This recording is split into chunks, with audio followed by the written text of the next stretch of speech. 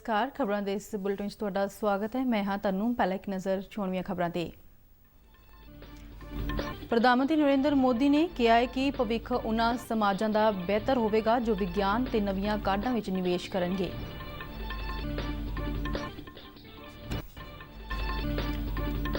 केंद्रीय खेतीबाड़ी मंत्री नरेंद्र सिंह तोमर ने आयुष्मान सहकार योजना की की शुरुआत।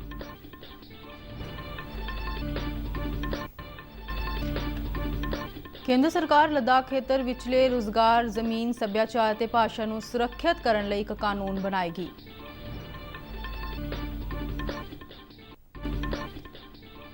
भारत ने ब्रिटिश सरकार ते निजी खेतर नूं देश के उत्तर पूर्वी खेतर विच वड्डियां विकास संभावनावां दा फायदा उठाउण लई दिता सद्दा। भारत अमरीका ते जापान वालों की जाण वाली मालाबार समुद्री मशक विच आस्ट्रेलिया भी शामिल होवेगा।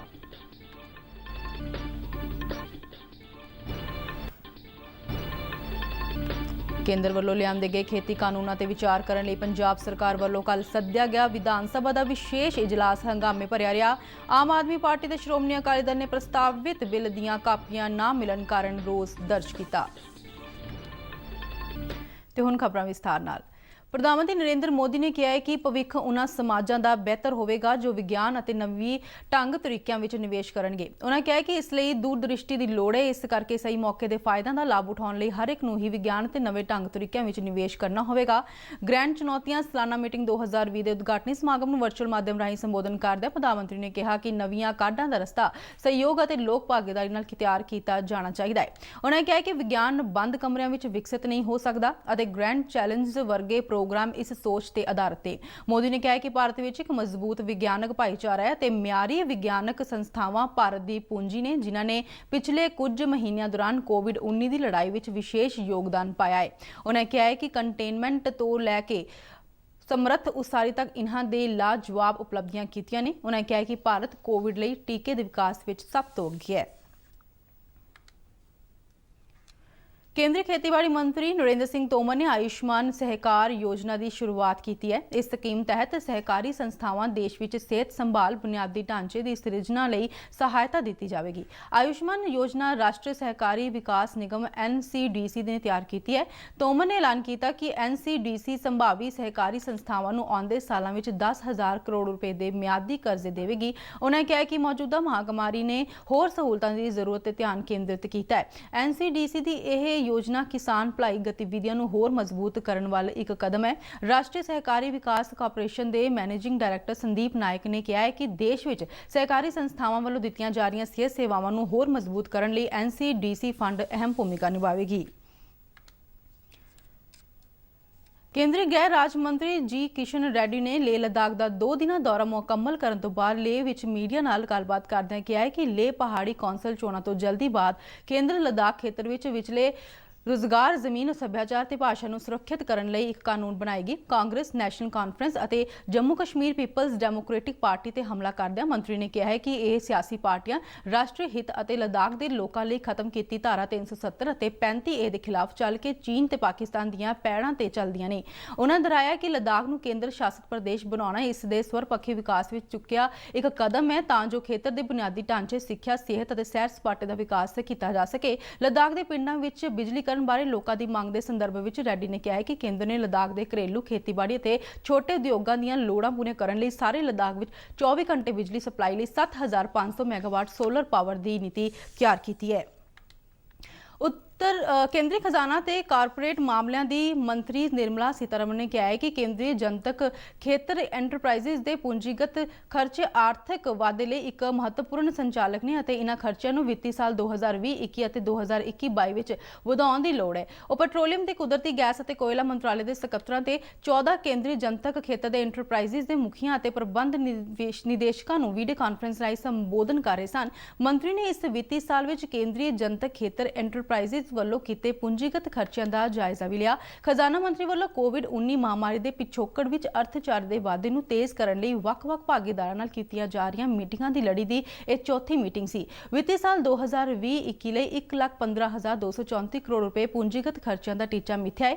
ਕੇਂਦਰੀ ਜਨਤਕ ਖੇਤਰ ਇੰਟਰਪ੍ਰਾਈਜ਼ਸ ਦੀ ਕਾਰਗੁਜ਼ਾਰੀ ਦਾ ਜਾਇਜ਼ਾ ਲੈਂਦੇ ਖਜ਼ਾਨਾ ਮੰਤਰੀ ਨੇ ਸੰਬੰਧਿਤ ਸਕੱਤਰਾਂ ਨੂੰ ਇਹਨਾਂ ਸੰਸਥਾਵਾਂ ਦੀ ਕਾਰਗੁਜ਼ਾਰੀ ਨੇੜਿਓਂ ਮੋਨੀਟਰ ਕਰਨ ਲਈ ਕਿਹਾ ਤਾਂ ਜੋ ਵਿੱਤੀ ਸਾਲ 2020-21 ਦੇ ਤੀਜੀ ਤਿਮਾਹੀ ਦੇ ਅੰਤ ਤੱਕ ਕੁੱਲ ਖਰਚੇ ਦਾ 75% ਪੂੰਜੀਗਤ ਖਰਚੇ ਨੂੰ ਖਰਚ ਕਰਨ ਨੂੰ ਯਕੀਨੀ ਬਣਾਇਆ ਜਾ ਸਕੇ ਅਤੇ ਇਸ ਲਈ ਉਚਿਤ ਯੋਜਨਾ ਤਿਆਰ ਕਰਨ ਲਈ ਕਿਹਾ।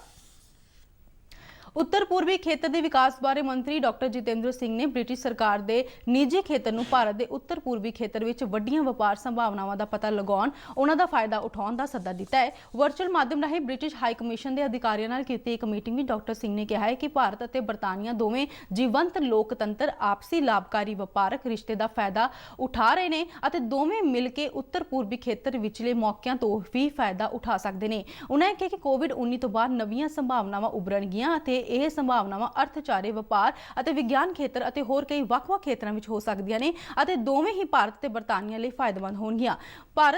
ਡਾਕਟਰ ਸਿੰਘ ਨੇ ਬ੍ਰਿਟਿਸ਼ ਕੌਂਸਲ ਦੇ ਉਸ ਪ੍ਰਸਤਾਵ ਦਾ ਸਵਾਗਤ ਕੀਤਾ ਜਿਸ ਵਿੱਚ ਦੋਨਾਂ ਮੁਲਕਾਂ ਵੱਲੋਂ ਮਿਲ ਕੇ ਇਸ ਖੇਤਰ ਦੇ 8 ਸੂਬਿਆਂ ਵਿੱਚ ਵਿਗਿਆਨ ਅਤੇ ਹਿਸਾਬ ਪੜ੍ਹਾਉਣ ਲਈ ਸਿੱਖਿਆ ਦਿੱਤੀ ਜਾ ਸਕੇਗੀ। ਉਹਨਾਂ ਨੇ ਕਿਹਾ ਕਿ ਜਲਦੀ ਹੀ ਉੱਤਰ ਪੂਰਬੀ ਕੌਂਸਲ ਨਾਲ ਇਸ ਸਬੰਧ ਵਿੱਚ ਸਮਝੌਤਾ ਕੀਤਾ ਜਾਵੇਗਾ।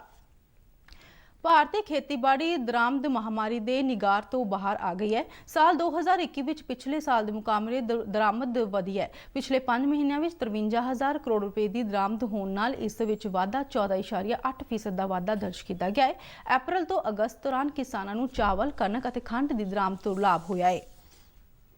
ਘੱਟ ਗਿਣਤੀ ਮਾਮਲੇ ਦੇ ਮੰਤਰੀ ਮੁਖਤਾਰ ਅੱਬਾਸ ਨਕਵੀ ਨੇ ਕਿਹਾ ਹੈ ਕਿ ਹਜ ਯਾਤਰਾ 2021 ਮਹਾਮਾਰੀ ਦੇ ਮੱਦੇਨਜ਼ਰ ਕੌਮੀ ਤੇ ਕੌਮਾਂਤਰੀ ਪ੍ਰੋਟੋਕਾਲ ਦੇ ਦਿਸ਼ਾ ਨਿਰਦੇਸ਼ਾਂ ਤੇ ਨਿਰਭਰ ਕਰੇਗੀ।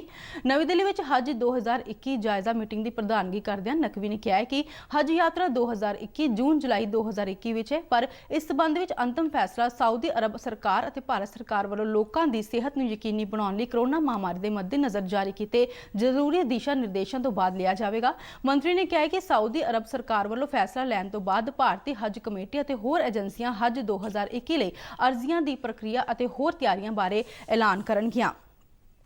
ਭਾਰਤ, ਅਮਰੀਕਾ ਤੇ ਜਾਪਾਨ ਵੱਲੋਂ ਕੀਤੀ ਜਾਣ ਵਾਲੀ ਮਾਲਾਬਾਰ ਸਮੁੰਦਰੀ ਮਸ਼ਕ ਵਿੱਚ ਆਸਟ੍ਰੇਲੀਆ ਵੀ ਸ਼ਾਮਲ ਹੋਵੇਗਾ। ਆਸਟ੍ਰੇਲੀਆ ਦੀ ਰੱਖਿਆ ਮੰਤਰੀ ਲਿੰਡਾ ਰੀਨੋਲਡ ਨੇ ਕਿਹਾ ਹੈ ਕਿ ਮਾਲਾਬਾਰ ਮਸ਼ਕ ਆਸਟ੍ਰੇਲੀਆ ਰੱਖਿਆ ਬਲਾਂ ਲਈ ਇੱਕ ਮੀਲ ਪੱਥਰ ਮੌਕਾ ਹੈ। ਉਹਨਾਂ ਨੇ ਕਿਹਾ ਹੈ ਕਿ ਇਹ ਮਸ਼ਕ 4 ਪ੍ਰਮੁੱਖ ਇੰਡੋ-ਪੈਸੀਫਿਕ ਲੋਕਤੰਤਰ ਦੇਸ਼ਾਂ ਵਿਚਾਲੇ ਗਹਿਰਾ ਵਿਸ਼ਵਾਸ ਪ੍ਰਗਟ ਕਰਦੀ ਹੈ ਅਤੇ ਸਾਂਝੇ ਸੁਰੱਖਿਆ ਹਿੱਤਾਂ ਲਈ ਮਿਲ ਕੇ ਕੰਮ ਕਰਨ ਦੀ ਇੱਛਾ ਦਰਸਾਉਂਦੀ ਹੈ। ਸਮੁੰਦਰੀ ਜਹਾਜ਼ਾਂ ਦੀ ਸਾਲਾਨਾ ਮਸ਼ਕ ਮਾਲਾਬਾਰ 2020 ਇਸ ਸਾਲ ਦੇ ਅਖੀਰ ਵਿੱਚ ਅਰਬ ਸਮੁੰਦਰ ਅਤੇ ਬੰਗਾਲ ਤੱਟ ਤੇ ਕਰਵਾਏ ਜਾਣ ਦੀ ਸੰਭਾਵਨਾ ਹੈ। ਇਸ ਸਾਲ ਇਹ ਮਸ਼ਕ ਬਿਨਾਂ ਸੰਪਰਕ ਦੇ ਕੇਵਲ ਸਮੁੰਦਰ ਦੇ ਫਾਰਮੈਟ ਤੇ ਆਯੋਜਿਤ ਕੀਤੀ ਜਾ ਰਹੀ ਹੈ। ਇਸ ਮਸ਼ਕ ਨਾਲ ਭਾਗ ਲੈਣ ਵਾਲੇ ਦੇਸ਼ਾਂ ਦੀਆਂ ਜਲ ਸੈਨਾਵਾਂ ਵਿੱਚ ਤਾਲਮੇਲ ਹੋਰ ਮਜ਼ਬੂਤ ਹੋਵੇਗਾ।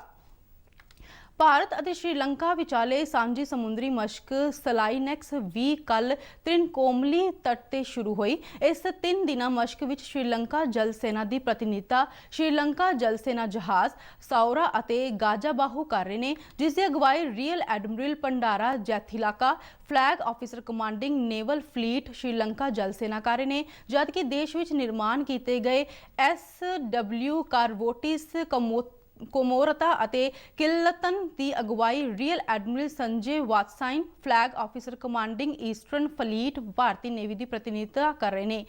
ਰੱਖਿਆ ਮੰਤਰਾਲੇ ਨੇ ਕਿਹਾ ਹੈ ਕਿ ਭਾਰਤੀ ਨੇਵੀ ਦੇ ਜਹਾਜ਼ Indian navy advance light helicopter ਅਤੇ ਚੇਤਕ ਹੈਲੀਕਾਪਟਰ ਅਤੇ ਡੋਰਨੀਅਰ ਸਮੁੰਦਰੀ ਪੈਟਰੋਲ 에ਅਰਕ੍ਰਾਫਟ ਵਿੱਚ ਵੀ ਹਿੱਸਾ ਲੈਣਗੇ। ਸਲਾਈਨੈਕਸ 20 ਦਾ ਮੰਤਵ ਆਪਸੀ ਸੂਝ ਵਿੱਚ ਸੁਧਾਰ ਕਰਨਾ ਅਤੇ ਬਹੁਮੁਖੀ ਸਮੁੰਦਰੀ ਆਪਰੇਸ਼ਨਾਂ ਲਈ ਦੋਹਾਂ ਜਲ ਸੈਨਾਵਾਂ ਦੌਰਾਨ ਸਭ ਤੋਂ ਵਧੀਆ ਅਭਿਆਸ ਅਤੇ ਤਰੀਕਿਆਂ ਦਾ ਵਟਾਂਦਰਾ ਕਰਨਾ ਹੈ। ਕੇਂਦਰ ਵੱਲੋਂ ਲਿਆਂਦੇ ਗਏ ਖੇਤੀ ਕਾਨੂੰਨਾਂ ਤੇ ਵਿਚਾਰ ਕਰਨ ਲਈ ਪੰਜਾਬ ਸਰਕਾਰ ਵੱਲੋਂ ਸੱਦੇ ਗਏ ਵਿਧਾਨ ਸਭਾ ਦੇ ਵਿਸ਼ੇਸ਼ ਇਜਲਾਸ ਕੱਲ ਹੰਗਾਮੇ ਭਰਿਆ ਰਿਹਾ ਤੇ ਇਸ ਦੀ ਕਾਰਵਾਈ ਕੇਵਲ 35 ਮਿੰਟ ਚੱਲੀ। ਵਿਸ਼ੇਸ਼ ਇਜਲਾਸ ਦੀ ਸ਼ੁਰੂਆਤ ਵਿੱਚ ਵਿਛੜੀਆਂ ਰੂਹਾਂ ਨੂੰ ਸ਼ਰਧਾਂਜਲੀ ਭੇਂਟ ਕੀਤੀ ਗਈ। ਮੁੱਖ ਮੰਤਰੀ ਕੈਪਟਨ ਅਮਰਿੰਦਰ ਸਿੰਘ ਦੀ ਅਗਵਾਈ ਹੇਠ ਸਦਨ ਨੇ ਉਹਨਾਂ ਸਾਰੇ ਕਿਸਾਨਾਂ ਨੂੰ ਸ਼ਰਧਾਂਜਲੀ ਭੇਂਟ ਕੀਤੀ ਜੋ ਅੰਦੋਲਨ ਦੌਰਾਨ ਆਪਣੀ ਜਾਨ ਗਵਾ ਬੈਠੇ ਨੇ। ਵਿਧਾਨ ਸਭਾ ਵੱਲੋਂ ਹੋਰ ਉੱਘੀਆਂ ਸ਼ਖਸੀਅਤਾਂ ਨੂੰ ਵੀ ਸ਼ਰਧਾਂਜਲੀਆਂ ਭੇਂਟ ਕੀਤੀਆਂ ਗਈਆਂ।